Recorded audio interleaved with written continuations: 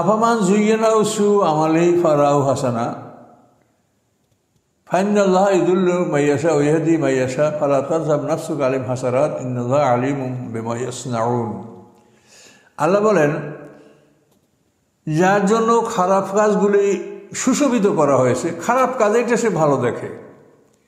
শরাব পান করা, লুটতরাজ করা, জেনা করা, মানুষ খুন করা, ধর্ষণ করা, হাইজ্যাক, কিডন্যাপ, স্ট্যাবিং, এইসব করা, এইগুলিকে ভালো মনে করে, এগুলি করে আমি বড় হব, এগুলি করে আমি প্রতিষ্ঠিত হব। তা আল্লাহ বলেন, যার জন্য খারাপ কাজগুলি সুন্দর করে সাজিয়ে রাখা হয়েছে, শয়তান খারাপ কাজগুলি তাকে ভালো বলে দেখাচ্ছে, পরিণাম দেখাচ্ছে না। ফারাউ হাসানান, সে খারাপ কাজগুলিকে ভালো দেখে, যেটাই ভালো। আমি বিয়া করব না, আমি ইফতিজিং করব, আমি ভালোবাসা করব, এভাবে আমি জীবন পার করব, এটাকে সে ভালো মনে করে। শয়তান এটা দেখায়, কিন্তু এটার পরিণাম অত্যন্ত খারাপ, দুনিয়াতেও খারাপ এবং পরকালেও খারাপ। কেউ বিয়ে করবে না, সে বয়ফ্রেন্ড গার্লফ্রেন্ডের মাধ্যমে চলাচল করার চেষ্টা করবে, ফলে তার এমন রোগ হবে, সেই রোগের আর কোনো চিকিৎসা নাই, সে জীবনটা উপভোগ করতে পারবে না, সে ধ্বংস হয়ে যাবে। এই জন্য আল্লাহ বলেন যে শয়তান মানুষকে খারাপ কাজকে সুন্দর করে তুলে ধরে, যে এটা ভালো। তুই চিরকুমারী থাক, চিরকুমার থাক, মেয়েদেরকে বলা হয় তুমি চিরকুমারী থাকো, তুমি ছেলেদেরকে তুমি চিরকুমার হও, তুমি বিয়া করো না, তুমি এভাবে মানে খোলা জীবন যাপন করো।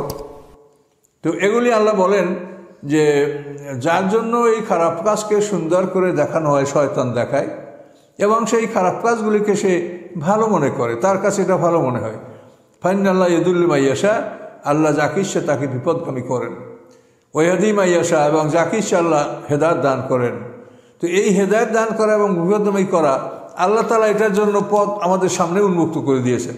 কোরআনের হেদায়েতের জিনিসগুলি আল্লাহ তাআলা লুকিয়ে রাখেন নাই, যেটা অবিশ্বাসীরা দেখতে পায় নাই।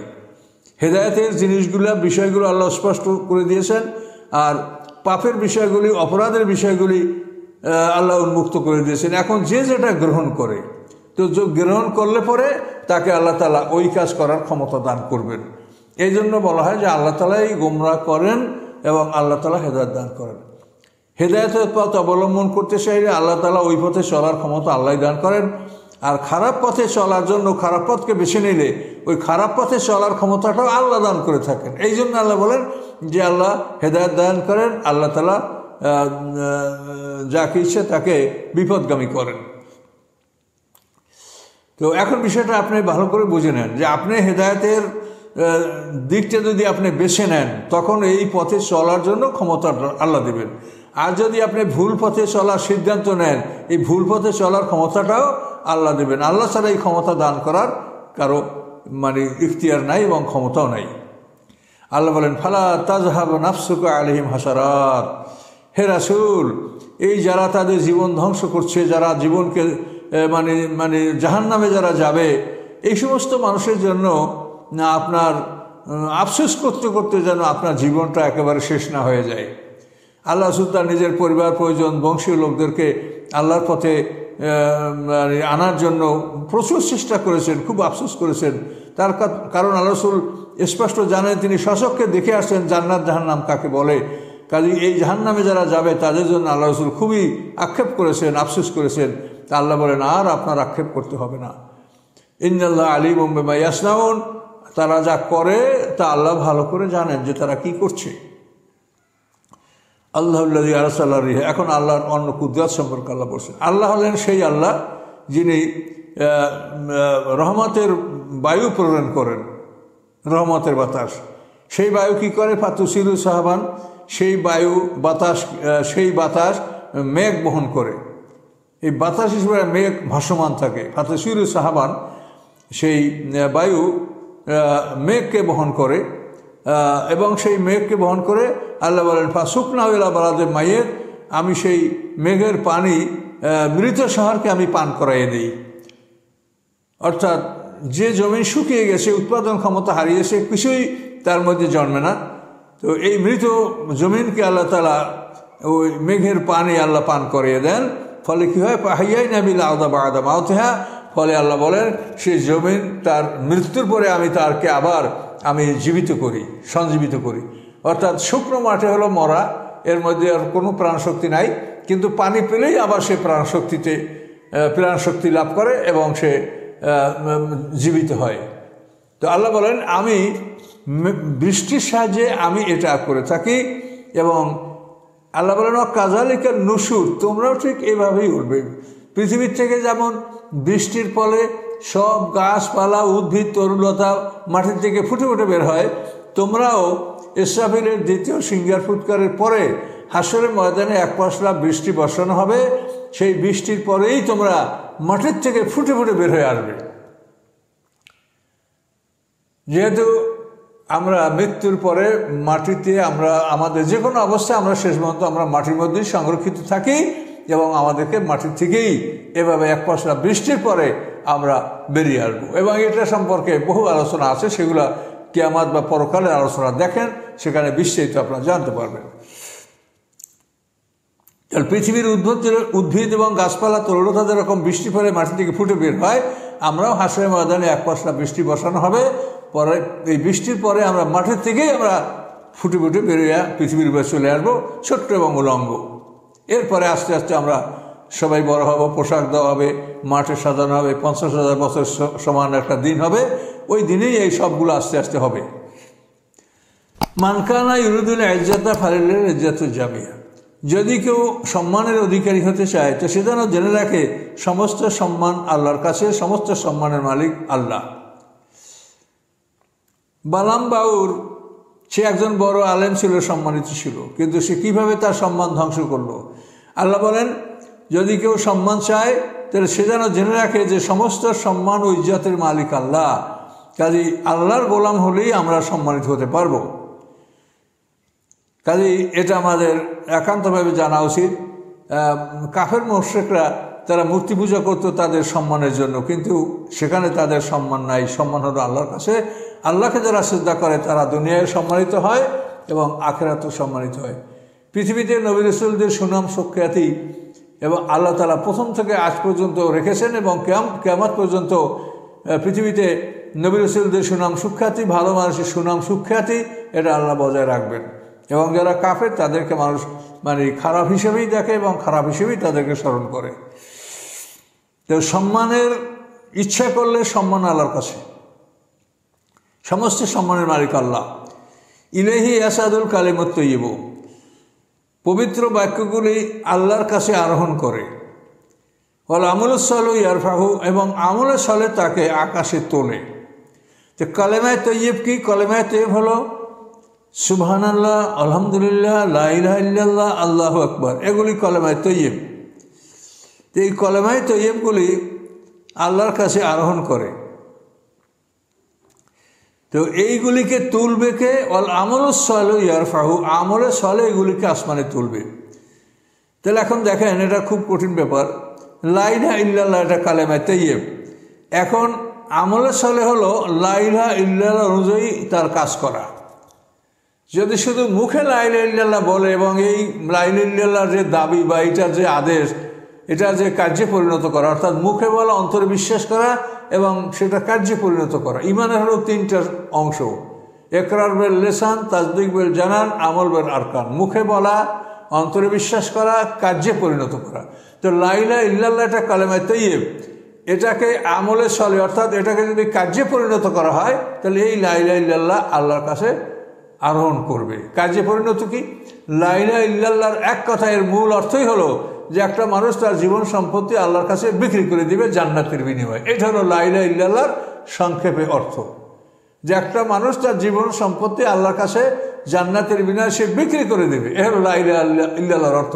এখন যদি মুখে বলে লা ইলাহা ইল্লাল্লাহ আর যদি মনে করে আমি আমার সম্পদের মালিক, আমি যাকে ইচ্ছে তাকে দিব, যাকে ইচ্ছে তাকে দিব না, এভাবে যদি সে মনে করে তাহলে সে লা ইলাহা ইল্লাল্লাহকে সে বাস্তবায়িত করে নাই। এই জন্য আমলে সালেহ হলো ওই বাক্যের যে অর্থ, ওই বাক্যের যে আদেশ এসেছে সেটা বাস্তবায়িত করা। কাজেই এই বাক্যগুলি পবিত্র, কিন্তু এই বাক্যগুলির মধ্যে যে আদেশ নিষেধ আছে এটাকে যারা বাস্তবায়িত করে, এই বাস্তবায়িত করার নাম আমলে সালেহ। এবং এটা করলে ওই বাক্যটা আল্লাহর কাছে আরোহণ করবে, নেক আমলে জমা হবে, ওজন হবে এবং তার প্রতিদান সে লাভ করবে। তাহলে এখন লা ইলাহা ইল্লাল্লাহ এর আমল হলো যে আমি আমার জীবন সম্পত্তি আল্লাহর কাছে জান্নাতের বিনিময়ে বিক্রি করে দিয়েছি, কাজে আমি একমাত্র আল্লাহর গোলাম, তিনি যা বলবেন তাই আমি মানব, বাস। সুবহানাল্লাহ, আল্লাহ পবিত্র, আল্লাহর কোনো শিরক নাই। এখন আমরা সুবহানাল্লাহ মুখে বলছি, ওদিকে আমরা শিরক করে যাচ্ছি।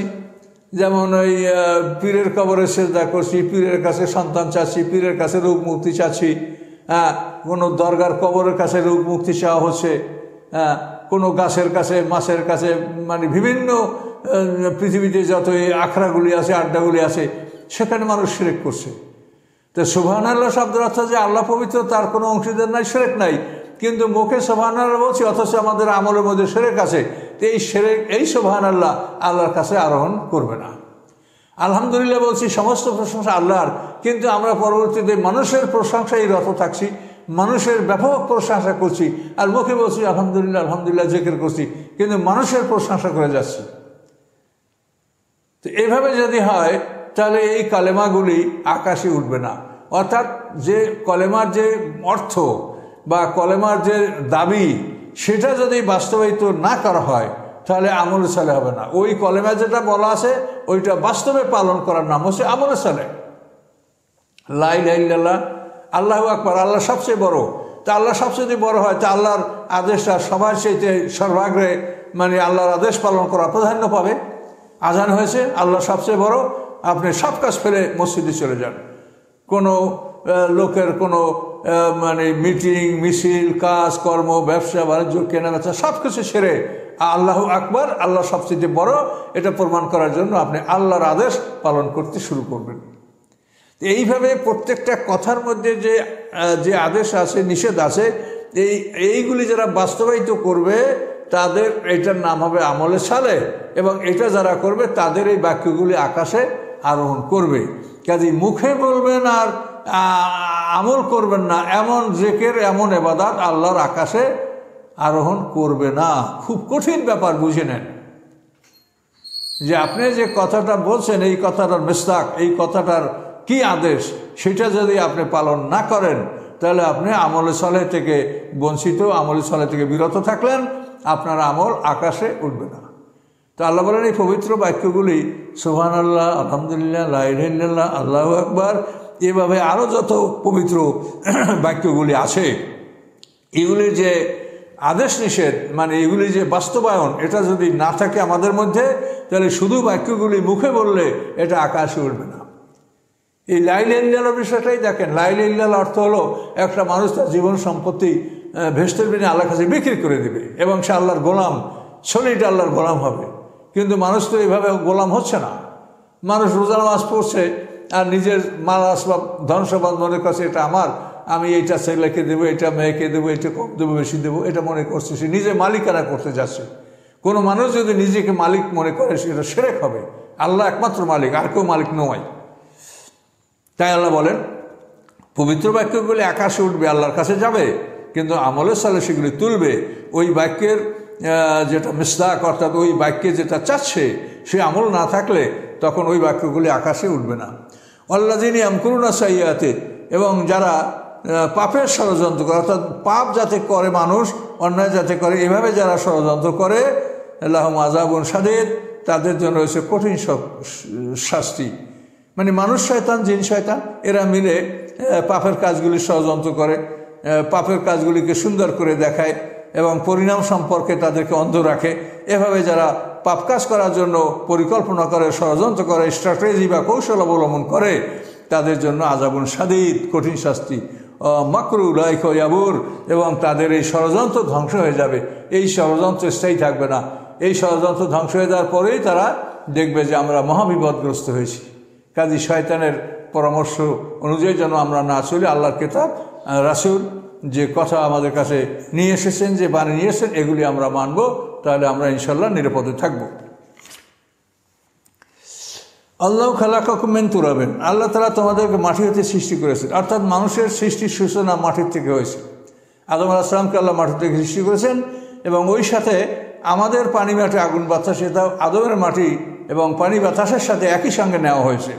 এরপরে আদমকে সৃষ্টি করা হয়েছে, আদমের পাদরের হাড্ডি থেকে জান্নাতে মা হাওয়াকে সৃষ্টি করা হয়েছে, এবং এই দুজন সৃষ্টি করার পরে অন্য মানুষ আমরা যারা আদমের মধ্যে ছিলাম, আমাদের পানি মাটি আগুন বা আমাদের পদার্থ যে আদমের মধ্যে ছিল সেটাকে আল্লাহ তাআলা বীর্যে রূপান্তরিত করে দিয়েছেন।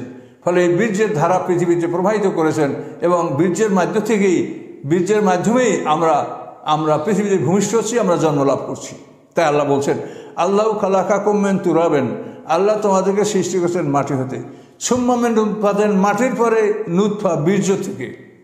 এই মাটি আদমের মধ্যে ছিল, এটাকে পরে বীর্যে রূপান্তরিত করে দেওয়া হয়েছে। সুম্মা জাআলাকুম আজওয়াজা, এরপরে তোমাদেরকে জোড়া জোড়া সৃষ্টি করে, নারী পুরুষ এক জোড়া যুগল, এই নারী পুরুষ তোমাদেরকে জোড়া জোড়া সৃষ্টি করেছেন। ওমা তাহমিলু মিন উনসা ওয়ালা তাদু ইল্লা বিইলমি, কোনো নারী গর্ভধারণ করে না, কোনো নারী সন্তান প্রসব করে না, বরং এটা আল্লাহর ইলমে এটা নিশ্চিতভাবে আছে। আল্লাহর অজ্ঞাতসারে কোনো নারী গর্ভধারণও করে না এবং সন্তান প্রসব করে না। যে যা করে এটা আল্লাহর জ্ঞানে সব কিছু, আল্লাহর ইলমে সব কিছু রয়েছে এবং আল্লাহর জ্ঞানের মাধ্যমেই এগুলি তারা করে থাকে এবং এভাবে হয়ে থাকে। তো কোনো নারী গর্ভধারণ করা, কোনো নারী সন্তান প্রসব করা, এটা আল্লাহর হুকুমে, আল্লাহর ইচ্ছে, আল্লাহর আদেশে, এবং আল্লাহ যেমন ইচ্ছা তেমন করেন, সেইভাবে এটা হয়ে থাকে। আর অমায়ু আম্মার মুআম্মারিন ওয়ালায়ুন কিসমিন উমুরহি ইল্লা ফি কিতাব, আল্লাহ বলেন কোনো দীর্ঘজীবীকে হায়াত বাড়িয়ে দেওয়া হয় না, কোনো মানুষের হায়াত কমানো হয় না, বরং এগুলি সব আল্লাহর কিতাবে আগে থেকেই লেখা থাকে। কোনো মানুষের হায়াত বাড়িয়ে দেওয়া হবে, কোনো মানুষের হায়াত কমিয়ে দেওয়া হবে। যেমন দাউদ আলাইহিস সালামকে 20 বছর হায়াত বাড়িয়ে দেওয়ার কথা আমরা জানতে পারছি। আবার নেকামলের কারণে আল্লাহ তাআলা কোনো মানুষের হায়াত বাড়ায় দিতে পারেন, অন্যায় এবং জুলুমের কারণে কোনো মানুষের হায়াত আল্লাহ কমিয়ে দিতে পারেন। তো আল্লাহ বলেন এই কাউকে দীর্ঘজীবীকে হায়াত বাড়িয়ে দেওয়া এবং কারো হায়াত কমিয়ে দেওয়া, এটা যদি থেকে থাকে তো এটা আছে এবং সেটা আল্লাহর কিতাবেই লিপিবদ্ধ আছে, আগের থেকেই সেগুলি লিপিবদ্ধ আছে। তাফসীর কারকরা লিখেছেন যে একটা মানুষের যেখানে তার নাম, পিতার নাম সহ নাম লেখা আছে, সেখানে তার হায়াত লেখা আছে, এই লোকটা এত বছর বাঁচবে।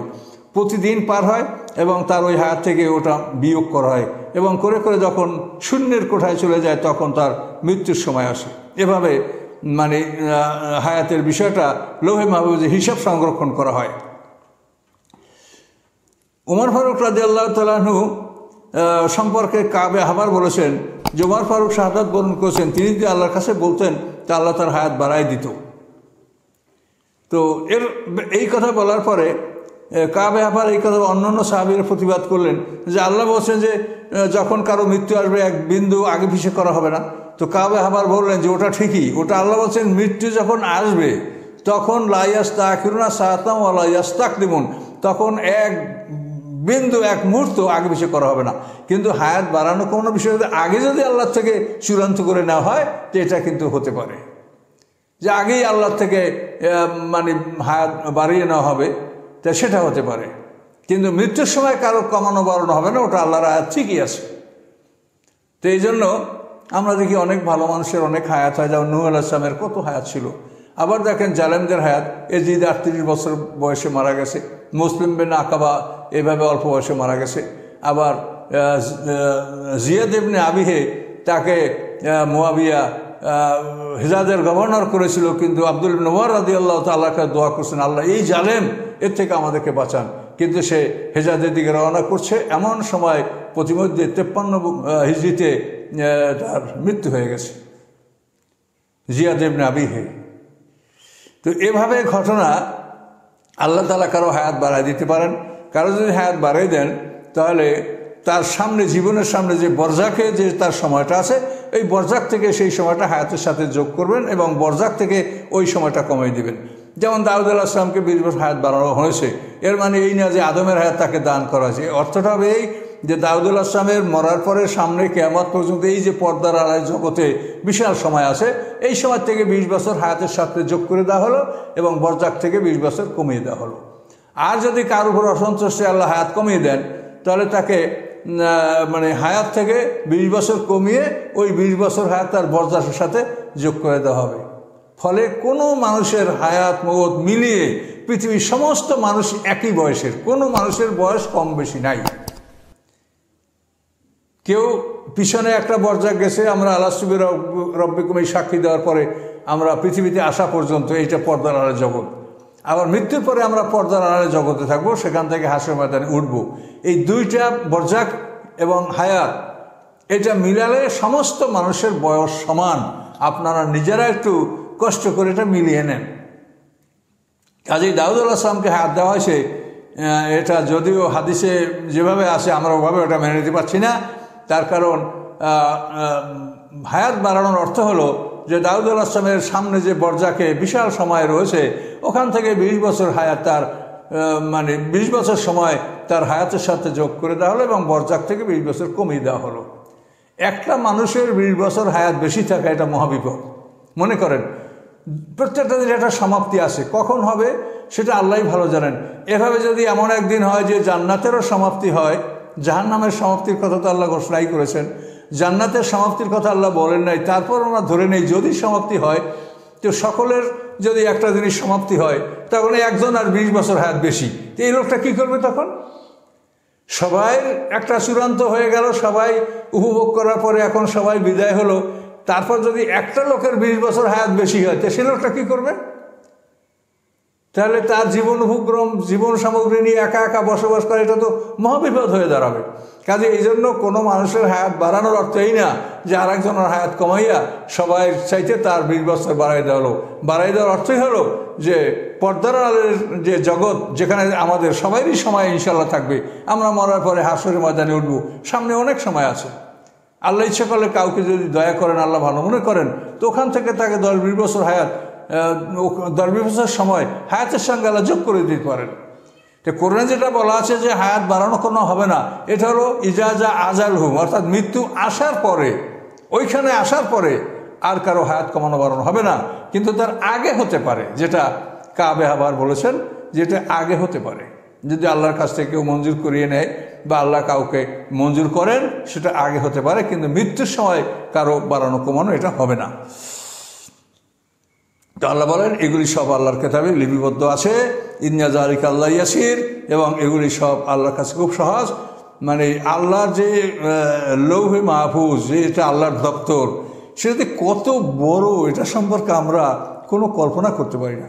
আদম থেকে কিয়ামত পর্যন্ত কত মানুষ, প্রত্যেকটা মানুষের জীবনের টুকি টাকি ভালো মন্দ সব কিছু সেখানে লিপিবদ্ধ, এবং সেটা লেখাপড়ার জন্য, সেটা হিসাব নিকাশ রক্ষা করার জন্য, কার কয়দিন হায়াত কমলো, কার কী হলো, এটা ফেরেশতারা দৈনিক করে লেখাপড়া করছে।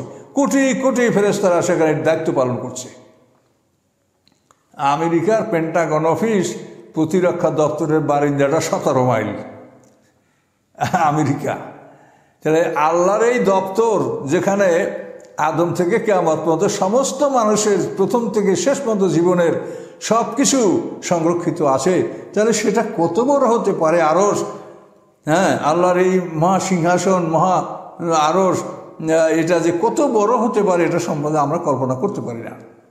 লৌহে মাহফুজ যেটাকে আল্লাহ বলেছেন, সংরক্ষিত ফলক, পোর্সমেন্ট। আল্লাহ বলেন অমাইয়াস্তাবিল বাহরানে, দুইটা সমুদ্র সমন্বয়, দুইটা সমুদ্র মানে দুইটা সমুদ্রের স্রোত ধারা। হাজা আজবুন, এটা মিঠা, ফোরাতুন সুপেয়, সাইগুন সরাবু, অতি সহজেই পানযোগ্য, ও হাজা মেলহুন উজাজ, আর এইটা লবণ তিতা, পানিটা কঠিন লবণের কারণ তিক্ত মনে হয়। এই দুইটা স্রোত ধারা পাশাপাশি প্রবাহিত হচ্ছে, অনাদিকাল থেকে অনন্তকাল পর্যন্ত এভাবে বইছে এবং ববে। অমেন করলেন তাকুলুনা, এবং প্রত্যেকটি ধারা অর্থাৎ মিষ্টি পানি এবং লবণ পানি উভয় স্রোত ধারা থেকে তাকুলুন লাহামান তারিয়া, তোমরা তাজা গোশত খাও। তাজা গোশত মানে তাজা মাছ। লবণ পানিতে এক ধরনের মাছ বসবাস করে, সে পানি মিষ্টি পানিতে বসবাস করে না। আবার মিষ্টি পানিতেও আলাদা ধরনের মাছ আছে।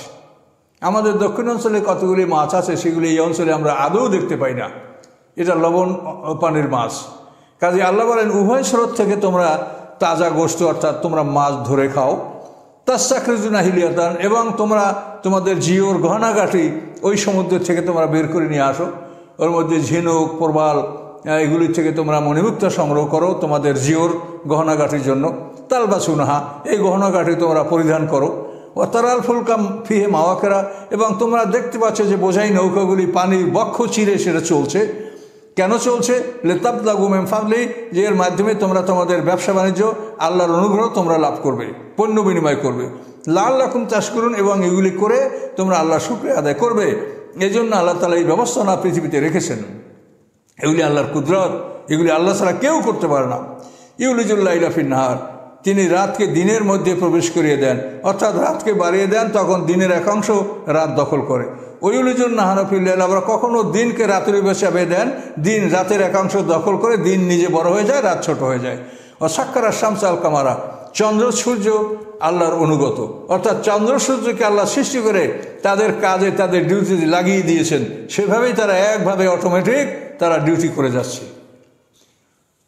কুল্লু ইয়াজিলি আজালে মোসালাম, এবং প্রত্যেকটি একটা নির্ধারিত সময়ের জন্য চলাচল করছে। নির্ধারিত সময় পার হয়ে গেলে আর চলবে না, তখন স্টপ হবে। সূর্যের জ্বালানি ফুরিয়ে গেলে সূর্য বন্ধ হবে, চাঁদ থাকবে না।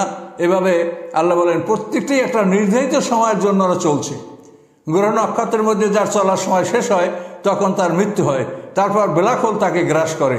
এভাবে সকল গ্রহ নক্ষত্রের চলার একটা নির্ধারিত কাল আছে, কাল পর্যন্ত চলার পরে তার মৃত্যু ঘটবে। এই সূর্য সম্পর্কে বিজ্ঞানী বলছেন যে সূর্য যদি এভাবে 10,000 কোটি বছর চলে, 10,000 কোটি বছর, তাহলে সূর্য তার গন্তব্যস্থল সোলার অ্যাপেক্সে উপনীত হবে এবং তারপর সূর্যের মৃত্যু হবে। কিন্তু আল্লাহ ভালো জানেন, হয়তো বা তার আগে কিয়ামত সংঘটিত হলে আল্লাহ তাআলা চন্দ্র সূর্য এবং গ্রহ নক্ষত্রের অনেকগুলি তিনি ধ্বংস করবেন। যেগুলির সময় শেষ হয় সেগুলিকেই ধ্বংস করা হবে, সবগুলি না।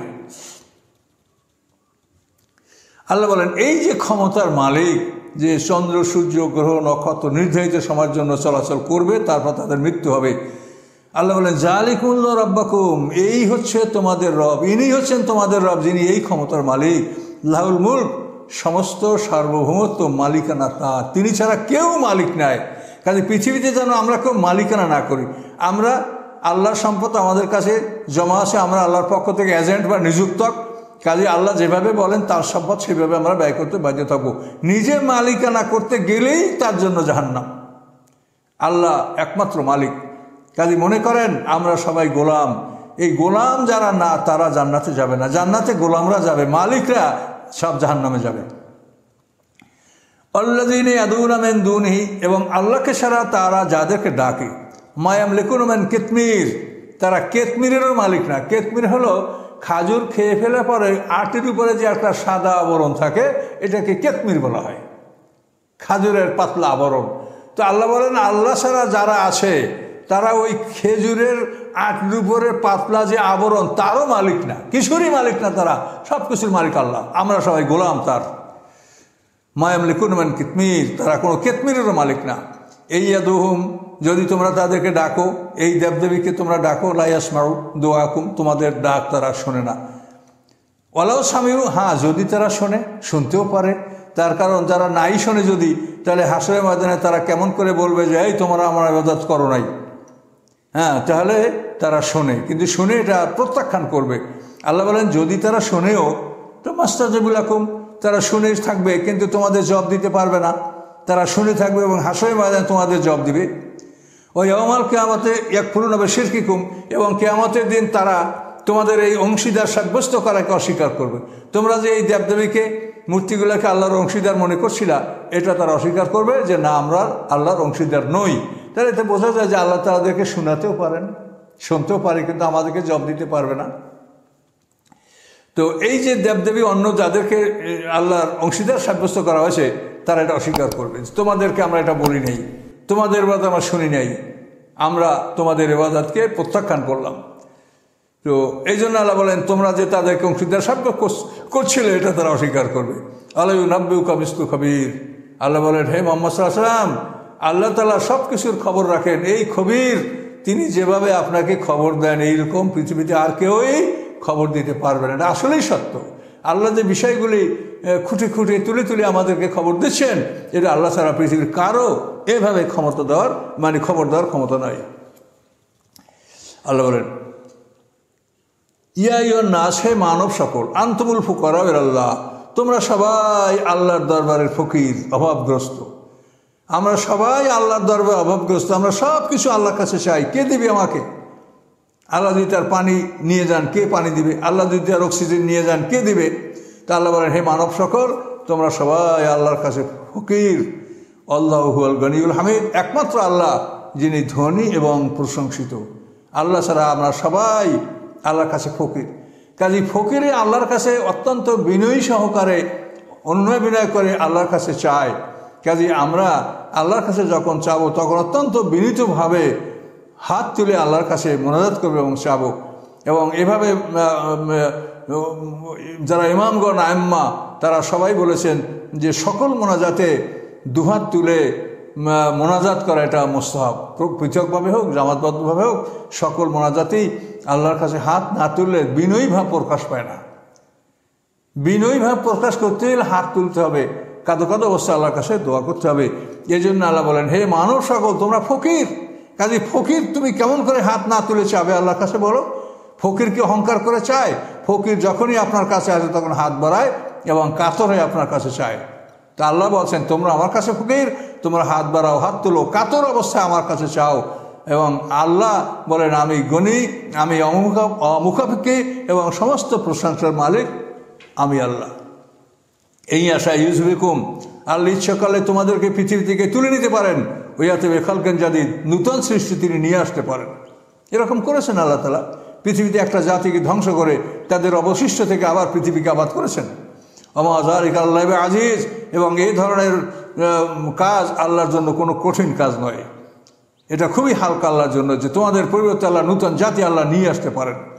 ওয়ালা তাজিরু ওয়াজরাতুন বিজরা উখরা, এবং কোনো বহনকারী অপরের বোঝা বহন করবে না, যার বোঝা তাকেই বহন করতে হবে। ওয়াইন তাদু মুসরাদে হামলিহা, তোমরা কোনো বোঝা বহন করার জন্য যদি কাউকে ডাকো, লায়াহমিলু মেনুসাই, তারা বিন্দুমাত্র তোমাদের বোঝা বহন করতে পারবে না। যদিও তারা লোকানা রাগ করবা, যদিও তোমার নিকটতম হয়, তোমার ছেলে পিতা ভাই বোন যাকেই তুমি আপন মনে করে ডাকো, তোমার বোঝা তারা বহন করতে পারবে না। সকলের বোঝা তার নিজকেই বহন করতে হবে। ইন্নামা তুনজিরুল্লাযিন ইয়াখশাউনা রাব্বাহুম, আল্লাহ বলেন হে নবী আপনি শুধু ওদেরকেই ভয় দেখান যারা রবকে ভয় করে, বিল গাইবে, না দেখে, অদৃশ্যে না দেখে যারা রবকে ভয় করে তাদেরকে আপনি ভয় দেখান, এটা কার্যকরী হবে। আর ওই সমস্ত কঠিন অবিশ্বাসী তাদেরকে দাওয়াত পৌঁছান, এবং দাওয়াত তো তারা দেখতেই পাচ্ছে আল্লাহর কোরআন আল্লাহর হেদায়েত উন্মুক্ত সবার জন্য। তো আপনি শুধু যারা ভয় করে তাদেরকেই আপনি ভালো করে নসিহত দেন, উপদেশ দেন, যাতে তারা আমলের পন্থাগুলি বুঝে নিতে পারে। ওয়াকামুসসালাহ, এবং যারা নামাজ প্রতিষ্ঠা করে, অমন তাজাক্কা, এবং যারা পবিত্রতা অর্জন করে, ফাইন্নামা ইয়াতাজাক্কা লিআনফুসিহিম লিনাফসিহি, যারা পবিত্রতা গ্রহণ করে অর্জন করে নিশ্চয়ই তারা নিজের জন্য এটা করে। পবিত্রতার প্রথম পবিত্রতা হলো লা ইলাহা ইল্লাল্লাহ বলে শিরক মুক্ত হওয়া। এরপরে মানে ইস্তেঞ্জা, প্রস্রাব, পায়খানা অপবিত্রতা থেকে পবিত্র হয়ে আল্লাহর ইবাদত বন্দেগী করা। তো এই পবিত্রতা মানে শিরক মুক্ত হওয়া, লা ইলাহা ইল্লাল্লাহ বলা, এইটা হলো সর্বশ্রেষ্ঠ পবিত্রতা। এই লা ইলাহা ইল্লাল্লাহ বলার পরে একজন মুশরিক পবিত্র হয়। এই বাক্য না বলা পর্যন্ত মুশরিক থাকে নাপাক। আল্লাহ বলছে ইন্নামাল মুশরিকুনা নাজাসুন, মুশরিকটা নাপাক। এই পবিত্রতার জন্য তাদেরকে লা ইলাহা ইল্লাল্লাহ বাক্য এটা মুখে বলতে হবে, অন্তরে বিশ্বাস করতে হবে, আমল করতে হবে। ওয়াইলাল মাসির, এবং সমস্ত কার্যক্রম সবাই কি আল্লাহর কাছে প্রত্যাবর্তন করতে হবে। আমলও যাবে আল্লাহর কাছে, মানুষও যাবে আল্লাহর কাছে। ওমা ইয়াস্তাবিল আমা ওয়াল বাসির, আল্লাহ বলেন অন্ধ এবং দৃষ্টি সম্পন্ন মানুষ সমান নয়। অন্ধ এবং দৃষ্টি সম্পন্ন অর্থাৎ যারা মানে তাদের নফসে মুতমান্না যাদের মধ্যে নাই তারা অন্ধ, আর বাসির হলো দৃষ্টি সম্পন্ন, যাদের মধ্যে নফসে মুতমান্না আছে তারা হচ্ছে দৃষ্টি সম্পন্ন। জুলুমাত আর নূর, এখানে তাফসীরকার বলেছেন আমার বাসির বলতে আলেম আর জাহেলকে বোঝানো হয়েছে। আমা হলো অন্ধ অর্থাৎ জাহেল, যার জ্ঞান নাই, আর বাসির হলো আলেম, যার মধ্যে জ্ঞান আছে। জুলুমাত এবং নূর, কাজী কুফুর এবং হেদায়েত, নূর, ইমান, এই দুইটার সমন্বয়। ওয়ালা জিল্লু ওয়ালাল হুলুল, এই জিল্লু মানে ছায়া আর হুলুল মানে গরম। এখানে তাফসীরকার বলেছেন জান্নাত এবং জাহান্নামকে বোঝানো হয়েছে, যে জান্নাত এবং জাহান্নাম, জিল্লু হলো জান্নাত আর জাহান্নাম হলো হুলুল, এটার সমন্বয়। তা আল্লাহ বলেন যে অন্ধ এবং দৃষ্টি সম্পন্ন অর্থাৎ আলেম এবং জাহেল সমন্বয়, ইমান এবং কুফুর সমন্বয়, জান্নাত এবং জাহান্নাম সমন্বয়। ওমা ইয়াস্তাবিল হাইয়া ওয়াল আমওয়াত, এবং জীবিত এবং মৃত সমন্বয়। যারা মোমেন তারা হলো জীবিত, আর যারা কাফের তারা হলো মৃত। ইন্নাল্লাহ ইয়াসমু মাইয়াশা, আল্লাহ যাকে ইচ্ছা তাকেই আল্লাহ শোনান। ওমান তাবে মুসমিয়ান নানফিল কুবুর, যারা কবরে আছে তাদেরকে আপনি শোনাতে পারেন না।